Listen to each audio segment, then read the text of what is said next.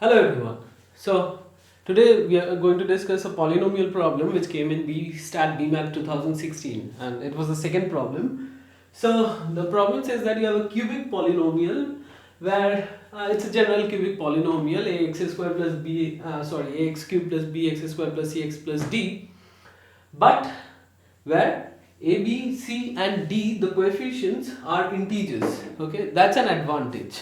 Whenever you have polynomials with integer coefficients, it's an advantage. Okay, why? Because we have so many results, nice results about integer polynomials, and where it's given that AD is odd, so they are integers, so a and d are integers, so when you take the product, so that's odd, and where BC is even also. Okay, so B times C is even, and what you have to prove that is not all roots of Px can be rational. Okay, so all the roots cannot be rational, that we have to prove. So what can we naturally do? Like, we'll just contradict the problem. We'll just say that, okay, fine, you are telling me to prove that all the roots cannot be rational.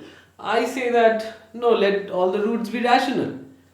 And then if I proceed and see that I get a contradiction, so that means what I assumed was wrong. That is, all the roots cannot be rational. Fine. So that's your hint. So your hint 1 will be to try to contradict the problem.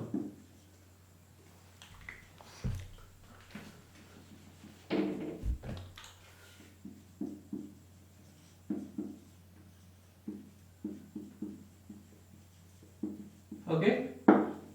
Now fine, you tell me, okay, I'll try to contradict the problem, but finally, how will I reach the conclusion, or how will I reach the contradiction? So for that, your hint 2 will be, now you see how, you must know how to attack a problem, okay? So you see, look at the first line. It's just a polynomial given with some coefficients which are integers, right? So there is nothing like that you can attack there. But where do we attack? We attack where the next informations are given, right? The next information is AD is odd and BC is even. So you see that these are the two vital points.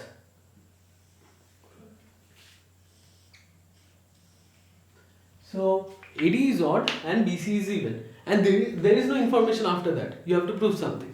Okay, so that means this is where we attack the problem.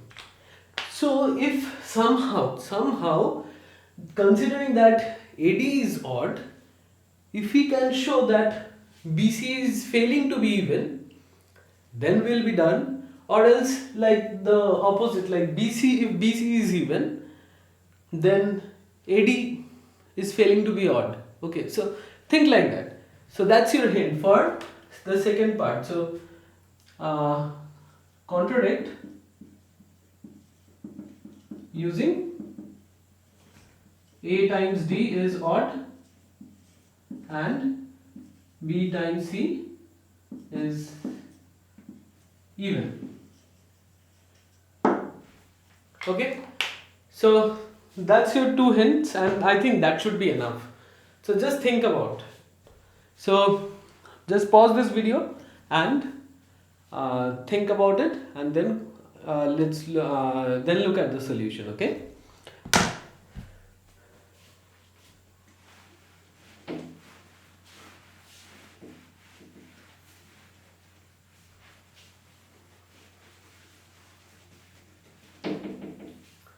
Okay, so let's come to the solution.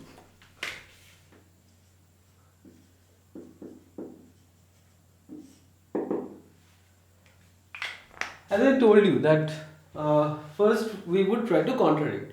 So that means we'll think that we have all the roots to be rational. Okay, so our hypothesis would be that let all the roots be rational. Okay, so it's a cubic polynomial, so it will have 3 roots, and let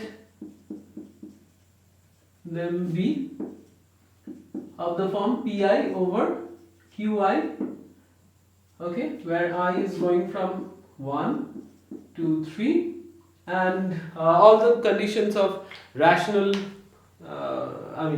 rational numbers should be fulfilled. So that is p, I, q, I, they should be from the set of integers.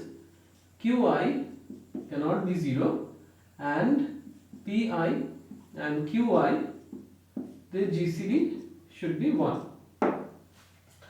Okay, so we have all those three roots, and now the next question, what to do with all those three roots? Now, like, how do we apply this AD equals to odd or BC equals to even? How do we get?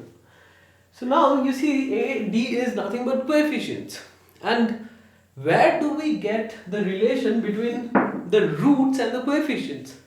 It's the famous Bstat equation, that is the sum of the roots, the product of the roots, and the sum of the product of the roots taken two at a time, and all those equations that you have.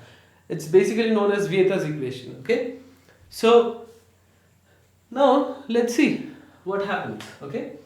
So before proceeding, we should observe one thing, that is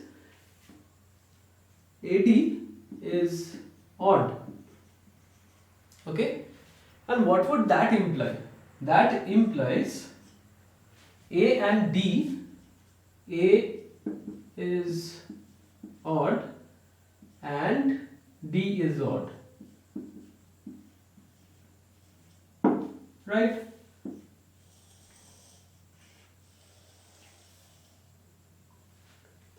This is very important. When you have two numbers and the product is odd, so both of them have to be odd. Like if you want that some product will be even, so you just need a factor of 2 anywhere and it will make the whole thing even. So that's why, like, if BC is even, we can't say anything like C can be even or B can be even, okay, or both can be even. So there are several cases there, but here we have only one case, that is if AD is odd, then both of them have to be odd. So that's why we are proceeding with AD odd and not BC even, because there would be so many cases, and further in Bstat equation for each case we will have so many cases. So that's why better to attack the problem with AD odd. If we fail here, then we will look into BC is even, and whatever be the case we will go ahead, okay? But before that we should look at the shorter path, okay? So let's see. Now you have the Bstat equation, which is Pi, or let's write the sum as the whole sum, P1 by Q1 plus P2 by Q2 plus P3 by Q3. And what is that? That is the sum of the roots. The sum of the roots is minus B over A. Fine. Good. Now let's see what else do we have. So we have summation Pi over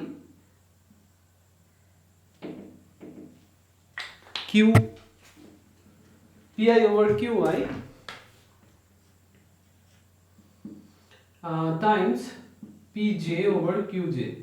Okay, so the sum of the roots taken two at a time, the sum of the product of the roots taken two at a time. So that is basically will come out to be C by A. Okay, and we'll have three such equations, right? So what is the third one? That is the product of all the roots. So that means P1 times P2 times P3 by Q1 times Q2 times Q3 is equal to this minus D over A. Okay. Now do you see anything? Okay, let's name this equation 1, 2, 3. Okay. Now what do you see? Like, try to use this fact, that is that AD is odd and both A and D, they are odd. Okay, so the first logical thing would be to look at here the product. Okay, so now we can't directly jump into the conclusion that pi's are odd since d is odd, because it might happen that p3 is even and q1 is even, so they both have 1 2 each, which might get cancelled out. Like this is d by a, I mean something get cancelled out, and after that it can be like the reduced form can be equals to d by a or something. Okay, even d by a can be further reduced. So that's not like, there might be cases like where p3 and q1 or p3 or q2, so they might be they might have some 2 which get cancelled, which gets cancelled out. Okay, so what we do here is this step is not that useful. I wrote it because to show that students might make mistake here. So what we do here is we apply the p by q theorem, because we have a polynomial with integer coefficients, and as I told you that polynomials with integer coefficients, they have many good properties.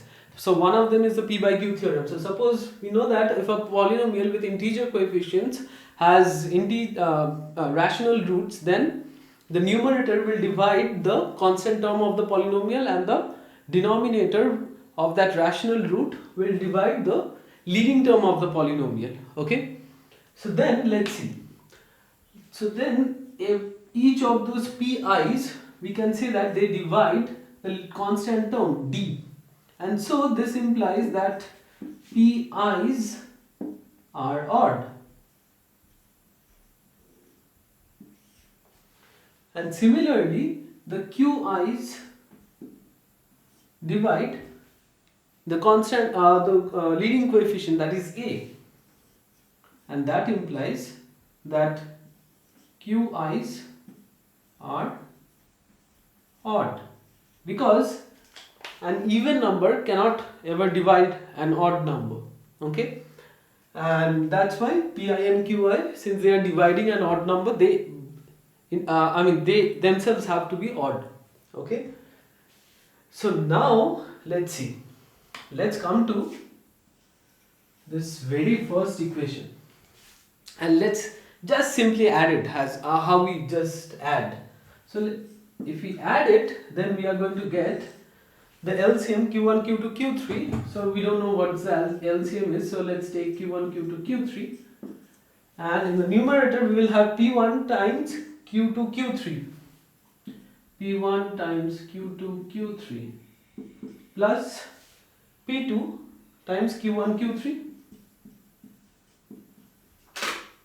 plus p3 times q1 q2.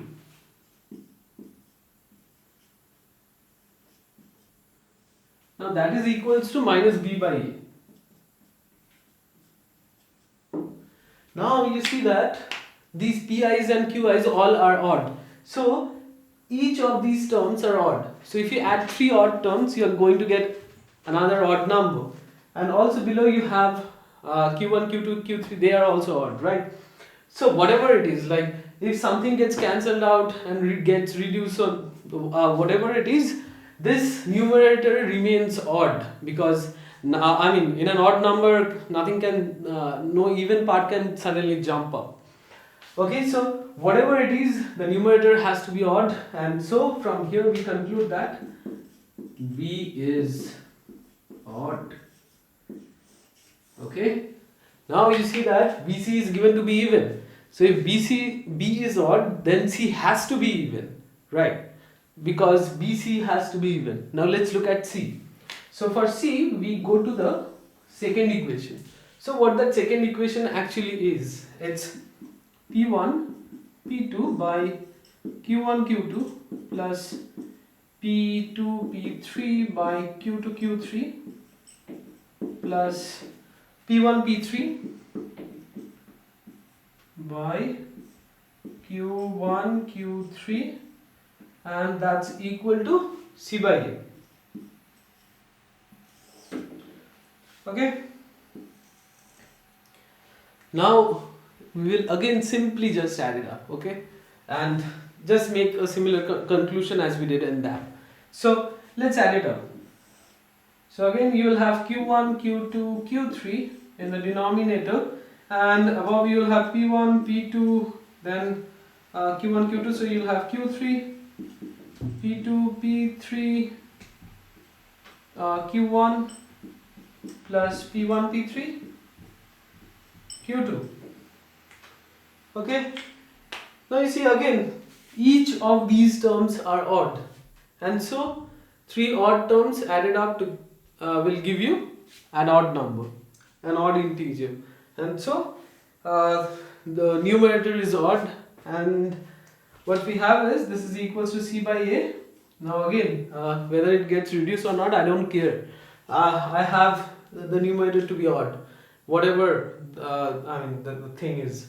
So C is, from here we can conclude that C is odd. Okay, and you see B and C, they both are odd. Then what can we say? B times C is odd.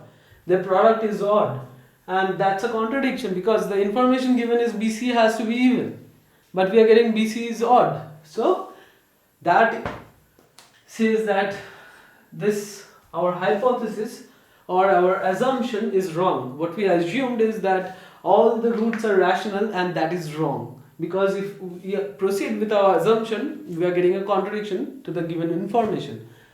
So we got a contradiction, and so our assumption is wrong, so that means all the roots cannot be rational, and so that's the proof. Thank you for watching. See you next time.